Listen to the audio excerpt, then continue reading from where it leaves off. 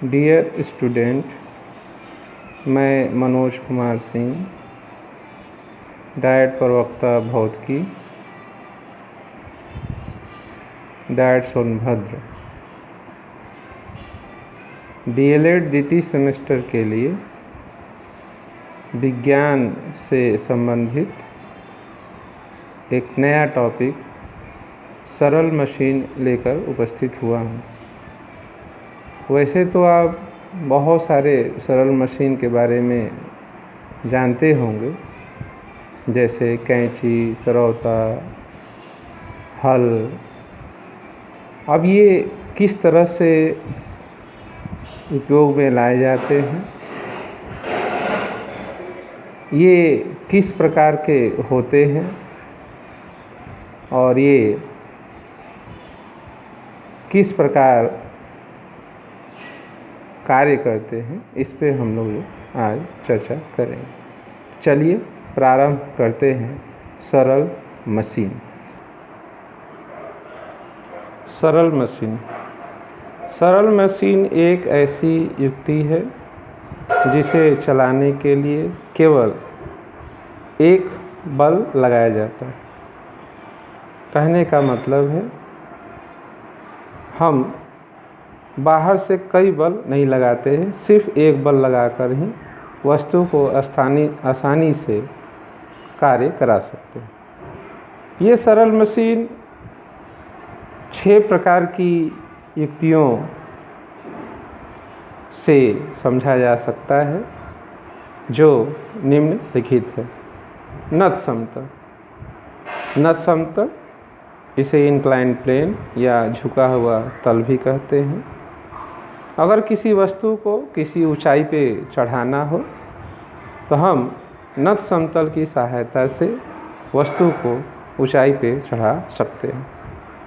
दूसरा है पहिया या धुरी, जिसको हम व्हील या एक्सल कहते हैं, जिसका प्रयोग आपने देखा होगा साइकिल के पहिए में जो फ्लाई व्हील होता है, वहाँ इसका प्रयोग किया जाता है। उत्तोलक। उत्तोलक, इसके बारे में आगे हम लोग अभी चर्चा करेंगे।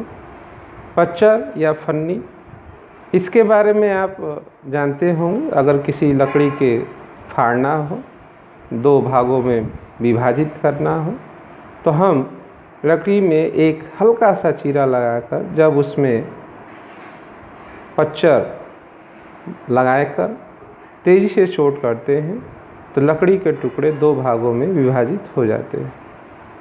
इसी प्रकार किसी पत्थर को भी तोड़ना हो, जिसको आप लोग छेनी भी कहते हैं, उसमें डालकर अगर हम तेज़ी से उस पर चोट करें तो वो भी 2 भागों में विभाजित हो जाएगा। 5वां है घिरनी। घिरनी के बारे में भी आप जानते होंगे। जैसे अगर कुओं से पानी निकालना हो या आपने देखा होगा जैसे क्रेन है, क्रेन से अगर किसी वस्तु को उठाना हो तो उसका जो वायर है एक छोटे छोटे व्हील यानी पहियों से होकर गुजरता है, उसे भी घिरनी ही कहते हैं। नंबर 6 है पेंच। पेंच यानी स्क्रू। आप देखते होंगे ये भी एक प्रकार का सरल मशीन में ही आएगा। जैसे 2 वस्तुओं को आपस में जोड़ना हो तो इसका प्रयोग किया जाता है। चलिए अब आपको हम बताते हैं सरल मशीन के यांत्रिक लाभ। मतलब सरल मशीन अच्छा कब काम कर रहा है, कब पुअर काम कर रहा है, इसे भी आप एक सूत्र की सहायता से समझ सकते हैं। ये काम कैसे करता है, ये क्या है, चलिए देखते हैं। तो इसे बोलते हैं सरल मशीन का यांत्रिक लाभ। निर्गत बल तथा निवेशी बल के अनुपात को यांत्रिक लाभ कहते हैं। निर्गत बल यानी जो हमें प्राप्त होगा, निवेशी जो हम अप्लाई करेंगे, जो हम दिए होंगे। इस प्रकार यांत्रिक लाभ बराबर हो जाएगा निर्गत बल बटा निवेशी बल। तो चलिए प्रारंभ करते हैं।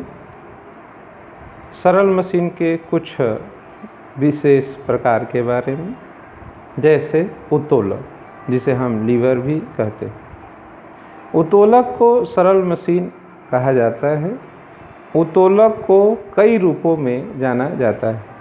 सबसे सरलतर रूप एक लंबी छड़ी हो सकती है जो किसी निश्चित बिंदु के चारों ओर स्वतंत्रतापूर्वक घूम सकती है।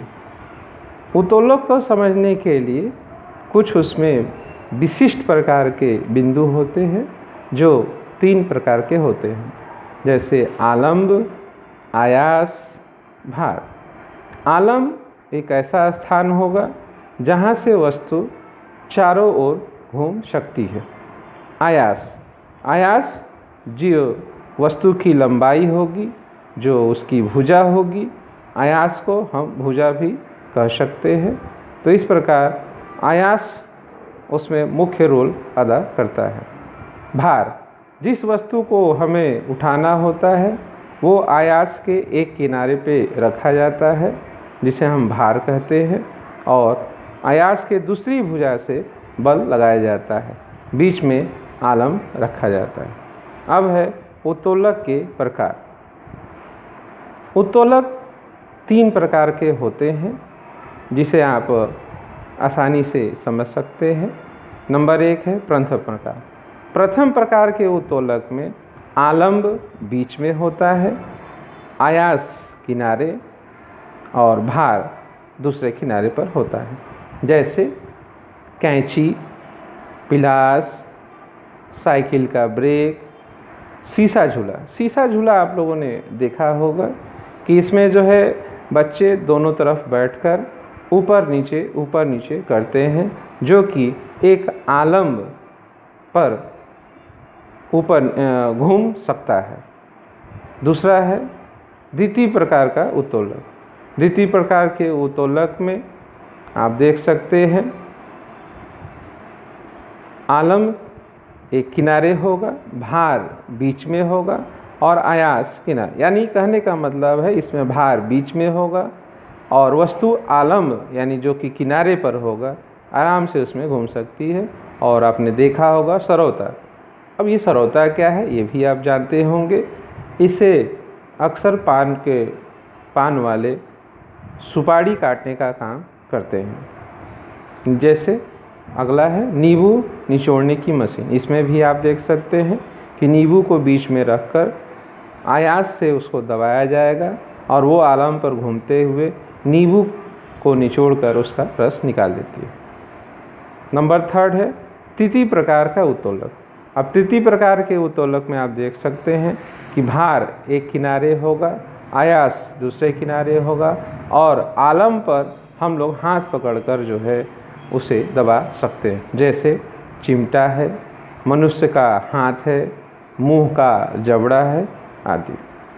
चलिए इसी प्रकार आगे बात करते हैं घिरनी। घिरनी के बारे में आपको हमने पहले भी बता रखा है, फिर भी एक बार थोड़ा विस्तार से इस पर चर्चा कर लेते हैं। घिरनी एक प्रकार का छोटा पहिया है, परंतु बनावट थोड़ा सा भिन्न होता है। इसकी सहायता से भारी बोझ उठाया जा सकता है। जैसा कि आप देख सकते हैं ये एक घिरनी है जो कि एक धुरी पर घूम सकती है, जिसके ये एक मान लीजिए रस्सी है या डोरी है जिसके एक सिरे पर कोई भारी वस्तु रखी गई है, जिसे हम बल लगाकर आसानी से उठा सकते हैं। इसका अक्सर यूज पहले के समय, अब तो बहुत कम यूज होता है, कुओं से पानी निकालने के लिए किया जाता था। अभी भी कुछ जगहों पर किया जाता है, लेकिन मुख्य जो है आप देखे होंगे क्रेन से किसी भारी वस्तु को उठाना हो तो हम वहाँ पर घिरनी की सहायता से उस भारी वस्तु को आसानी से उठा सकते हैं। इस प्रकार बच्चों आपका ये टॉपिक भी आज समाप्त होता है। विज्ञान का लगभग जो है सारा टॉपिक हो चुका है। अब अगले वीडियो में आपको कुछ प्रश्न उत्तर के बारे में जानकारी दी जाएगी। चलिए धन्यवाद।